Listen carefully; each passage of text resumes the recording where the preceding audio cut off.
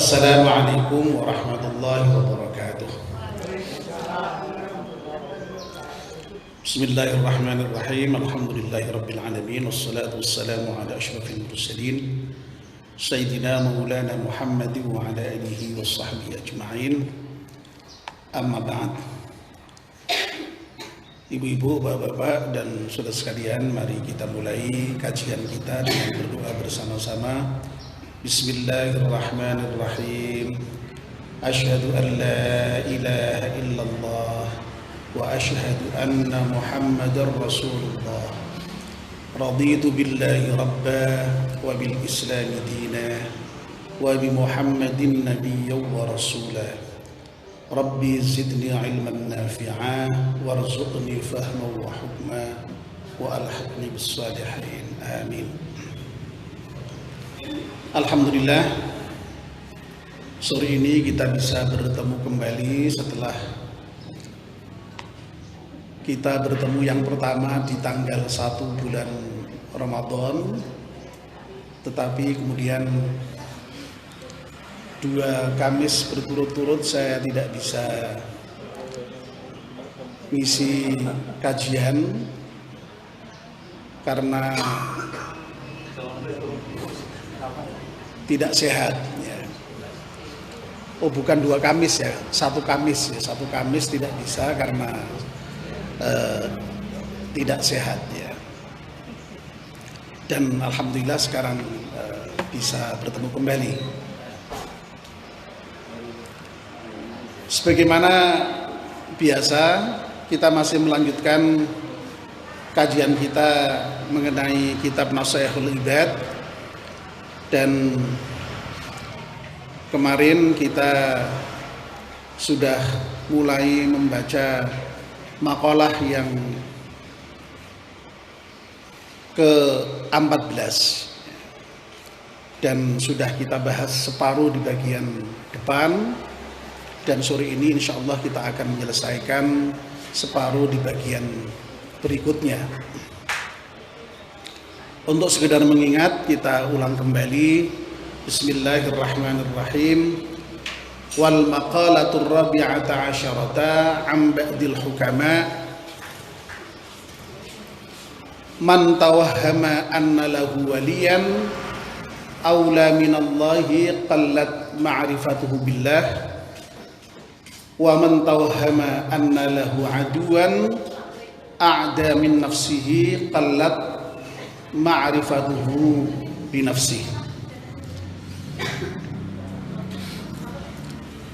Makalah yang ke-14 ini berasal dari sebagian hukama, ahli hikmah, yang di dalam kitab ini diberi penjelasan sebagai atibba'il qulub, yaitu para dokter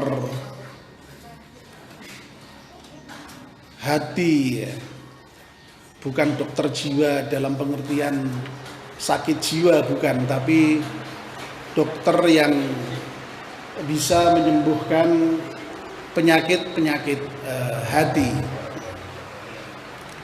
Wahumul awliya, dan mereka para hukama itu dan juga para dokter-dokter hati itu adalah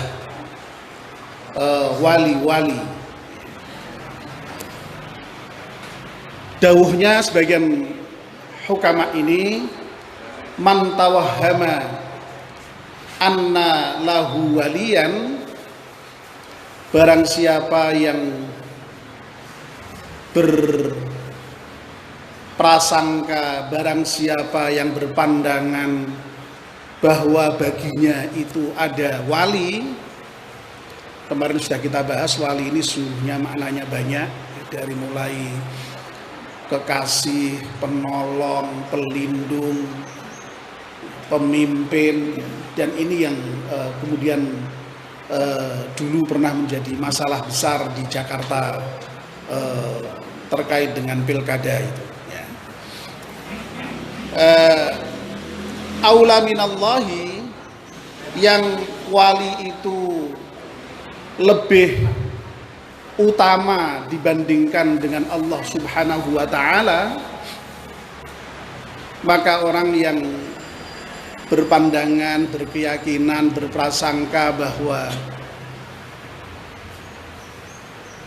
punya wali, pelindung, kekasih, penolong, pemimpin yang lebih utama dibandingkan dengan Allah itu qallat ma'rifatuhu billah.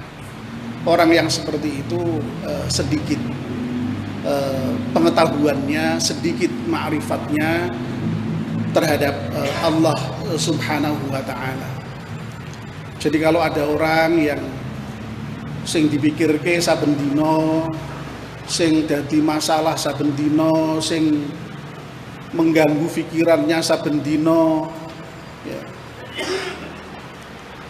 itu kok bukan Allah, tapi yang lain, ada yang lain yang lebih menyita perhatiannya. Atau orang itu kok meyakini ada yang bisa melindungi dia, menolong dia, yang perlindungannya serta pertolongannya itu kok lebih dari pertolongan dan perlindungan Allah, ya orang itu sedikit pengetahuannya tentang Allah Subhanahu wa ta'ala. Kemarin sudah kita bahas, karena memang bagi seorang mukmin itu dia harus betul-betul yakin Allah lah walinya, Allah lah yang mestinya harus menjadi kekasih yang melebihi kasihnya kepada siapapun. Kalau toh dia mengasihi yang selain Allah, kasihnya kepada yang selain Allah itu pun dalam rangka kasihnya kepada Allah Subhanahu wa ta'ala. Kalau ada penolong yang selain Allah, maka yang menolong itu pun juga harus diletakkan di dalam kerangka sebagai pertolongan dari Allah Subhanahu wa ta'ala.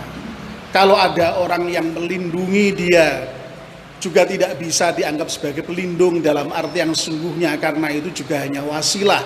Pelindung sesungguhnya adalah Allah Subhanahu wa ta'ala. Ya. Itu sudah kita bahas kemarin panjang lebar. Nah, bagian yang kedua dari makalah ini, waman tawhama, dan barang siapa yang beranggapan anna lahu aduan, baginya ada musuh, a'da min nafsihi, yang musuh itu lebih memusuhi dari dirinya sendiri, qallat ma'rifatuhu bi nafsihi, maka orang yang beranggapan bahwa ada musuh yang lebih hebat, musuh yang lebih berbahaya, musuh yang lebih kuat dari nafsunya sendiri, itu berarti dia tidak paham betul itu tentang dirinya sendiri, tentang nafsunya sendiri.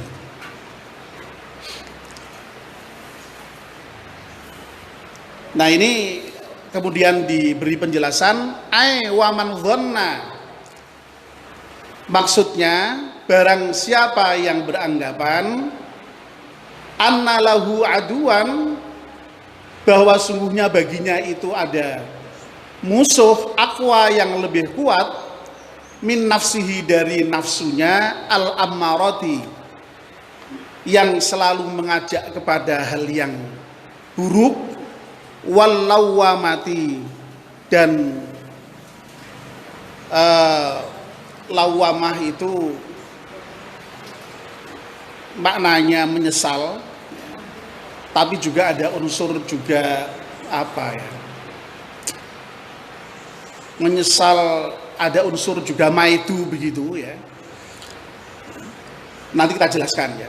Fa innahu lam ya'rif nafsah, bahwa orang yang beranggapan ada musuh bagi dirinya yang lebih hebat dari nafsunya sendiri, itu berarti dia belum tahu tentang nafsunya sendiri. Bapak, ibu-ibu dan saudara sekalian yang dimuliakan Allah Subhanahu wa ta'ala, saya kira kita pernah mendengar cerita tentang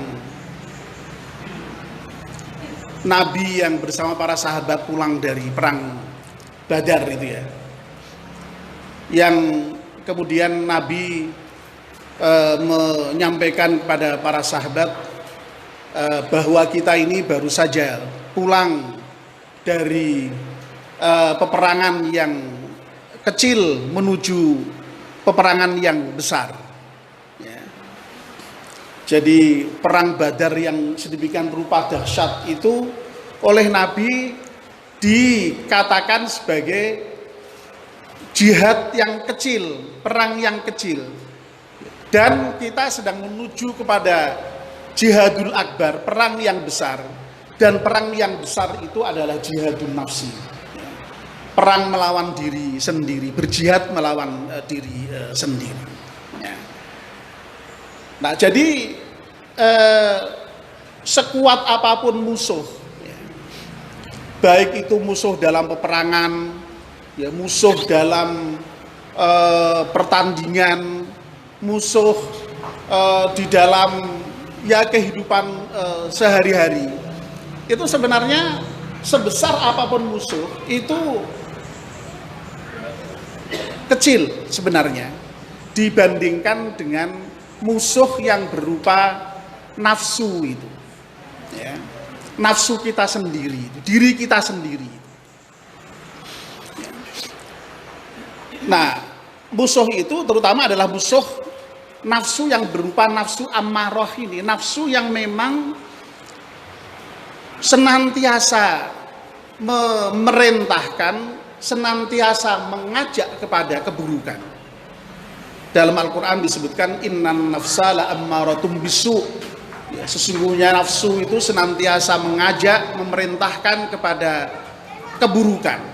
Ya. Nah, memang ada terusannya illa ma rahim rabbi, ya, kecuali yang kemudian dirahmati oleh Allah Subhanahu wa taala. Dan nafsu yang dirahmati Allah itulah yang kemudian kita kenal sebagai nafsu mutmainnah itu. Ya. Jadi lawan dari nafsu ammarah itu adalah nafsu mutmainnah. Nah, kalau nafsu mutmainnah itu adalah nafsu yang justru mengajak kepada kebaikan, lawan dari nafsu ammarah yang senantiasa mengajak kepada kejelekan. Makanya orang yang memiliki nafsu mutmainnah itu lalu jiwanya tenang, ya, disebut dengan mutmainnah itu karena senantiasa ajakannya itu kepada hal yang baik-baik, ya, sehingga tentu saja ya perilakunya kemudian perilaku yang baik, ya. Sehingga orang yang seperti ini nanti ketika wafat oleh Allah Subhanahu wa taala dipanggil dengan panggilan yang sangat indah, ya ayyatuhan nafsul mutmainnah irji'i ila rabbiki radiyatan mardiyah. Hai jiwa yang tenang, ya, yang senantiasa berbuat kebaikan, sekarang kamu kembalilah kepada Tuhanmu dalam keadaan kamu ridha dan diridhoi oleh Allah Subhanahu wa taala. Ya. Nah, ini nafsu mutmainnah. Lah, yang menjadi musuh kita itu yang sangat berbahaya itu adalah yang disebut dengan nafsu ammarah ini. Nafsu yang mengajak kepada keburukan ini, nafsu yang mengajak kepada kejahatan ini. Ya. Ini yang harus kita betul-betul perangi dalam kehidupan kita sehari-hari dari waktu ke waktu. Ya. Dari waktu ke waktu. Ya. Karena apa? Ya, tadi itu di satu sisi kita diperintahkan Allah untuk melakukan amalan-amalan yang baik, ya. Tapi di sisi yang lain ada nafsu yang mengajak justru malah kepada amalan-amalan yang tidak baik. Ini nafsu ammarah ini.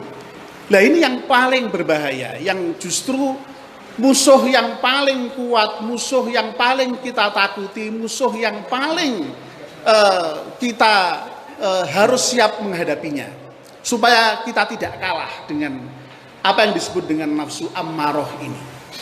Ya.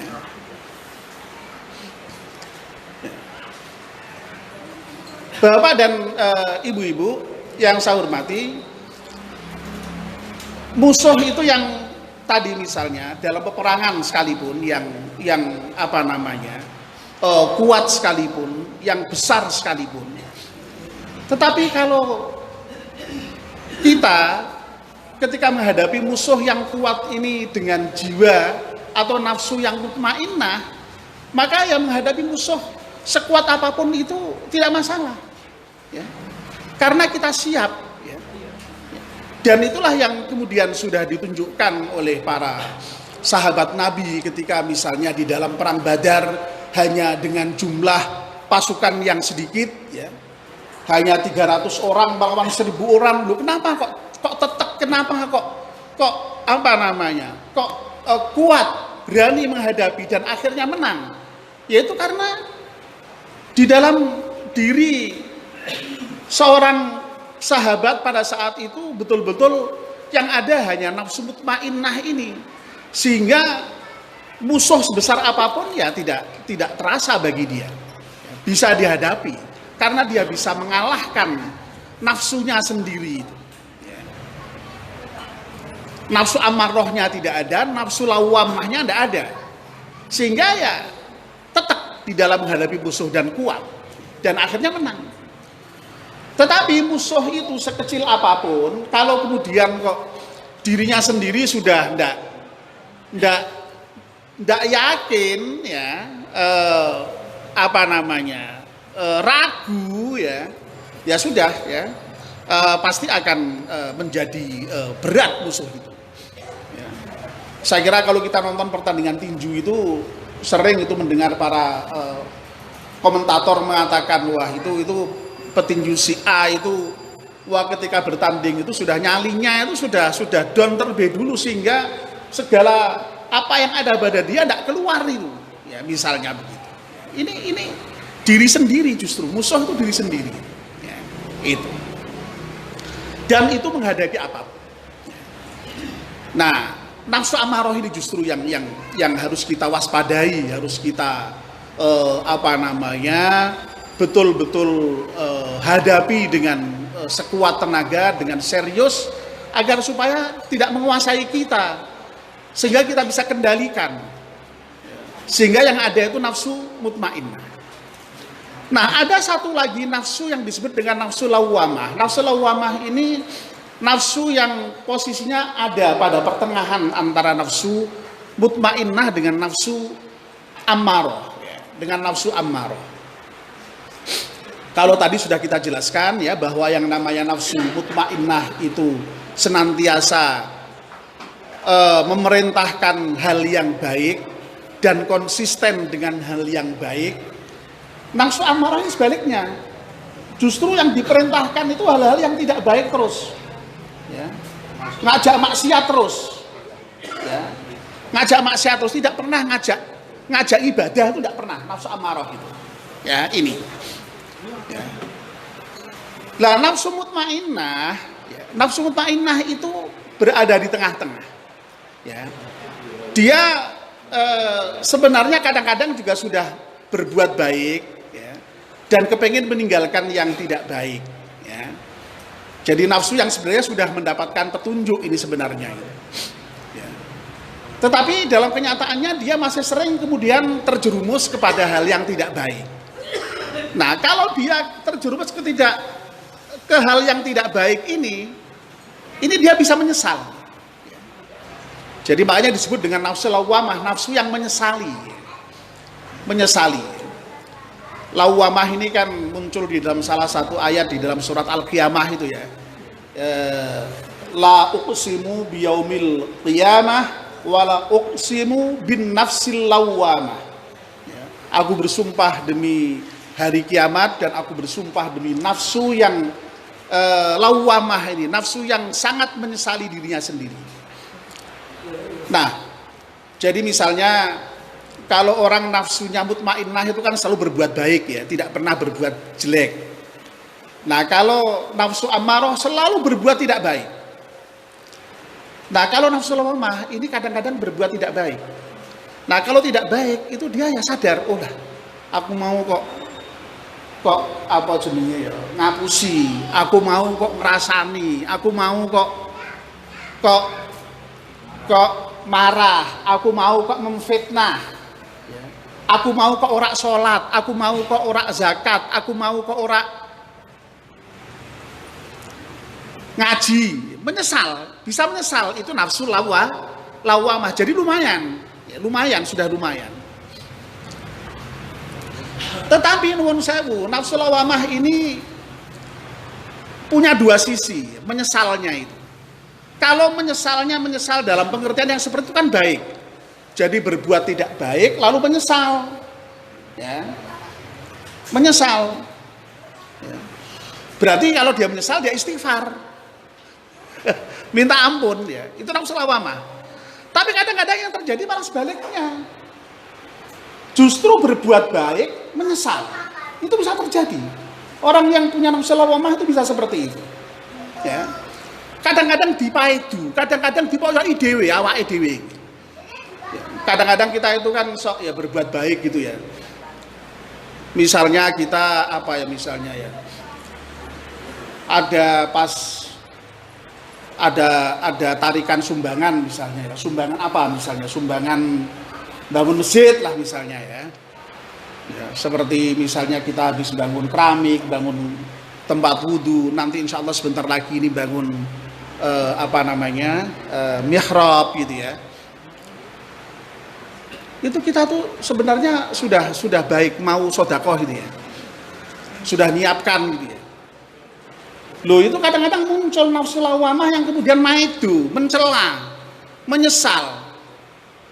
Alah, lah anak gue iki arep nyumbang ya apa terus hebat ngono. Kira-kira di dalam hati kita berkecamuk seperti itu. Ya.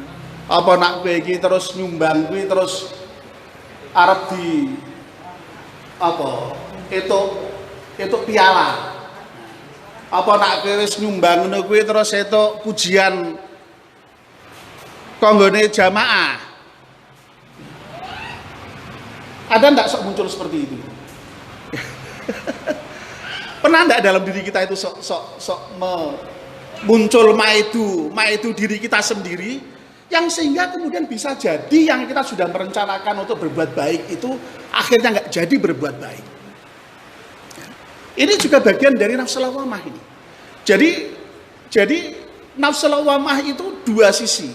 Menyesalnya itu dua sisi. Kadang-kadang menyesali perbuatan yang tidak baik, tapi juga kadang-kadang itu justru malah menyesali perbuatan yang baik dan itu perbuatan yang baik. Alah nak gue iki ngaji saben sore iki arep itu apa? Apa ya? Gue iki wong ya ning kono paling mbok itu ya mung kurma rongler karo apa jenenge banyu putih ya. Apa kowe ya ora iso tuku dhewe ya. Ya. Misalnya begitu ya. Jadi ada itu alasan-alasan yang apa namanya kemudian menjadikan kita lalu menyesal berbuat baik itu. Ya. Nah ini nafsu lawamah. Lah dua nafsu inilah ya, nafsu ammarah dan nafsu mutmainnah inilah sesungguhnya musuh terbesar kita. Ya, bukan musuh yang lain. Kalau musuh yang lain itu selama kita serius menghadapinya, insya Allah bisa dikalahkan. Tetapi nafsu ammarah dan nafsu lawamah ini, masya Allah ini sulit sekali untuk dikalahkan karena dalam kenyataannya betapa banyak orang yang kemudian berbuat jahat, berbuat tidak baik karena terkalahkan oleh nafsunya sendiri. Nah, mudah-mudahan kita ini menjadi orang yang sadar betul ya bahwa di dalam diri kita itu ada nafsu. Sekali lagi nafsu ada tiga, nafsu mutmainnah, nafsu ammarah dan nafsu lawamah. Nah mudah-mudahan kita oleh Allah diberi nafsu yang mutmainnah itu, diberi jiwa yang tenang itu, sehingga kehidupan kita itu senantiasa terbimbing dengan hal-hal yang baik dan kita kemudian melaksanakan hal yang baik itu. Jangan sampai kita punya nafsu lawamah, ya, nafsu yang suka menyesal tadi itu. Menyesal kalau menyesali yang tidak baik itu, ya. Tapi kalau kemudian menyesal kok menyesali yang baik-baik itu yang tidak baik, ya. Apalagi kalau sampai kok kemudian punya nafsu amarah, jangan sampai. Ya, mudah-mudahan ya. Nah, kalau kita betul-betul sadar ini berarti kita tahu betul tentang diri kita sendiri. Mudah-mudahan kita termasuk orang-orang yang seperti itu. Amin ya rabbal alamin. Waktu tinggal 2 menit. Ya, mari kita akhiri sampai di sini. Perjumpaan kita ini atas usul dari salah seorang jamaah, waktunya tepat, makanya kemarin kita minta ada kipernya yang menjaga waktu ini supaya tepat ya. Mari kita akhiri dengan doa bersama-sama. Bismillahirrahmanirrahim. Wal 'usri innal insana lafi khusrin illal ladzina amanu wa 'amilus salihati wa tawassaw bil haqqi wa tawassaw bis sabr. Subhanakallahumma wa bihamdika asyhadu an la ilaha illa anta astaghfiruka wa atubu ilaik. Menunggu azan tiba. Wassalamualaikum warahmatullahi wabarakatuh.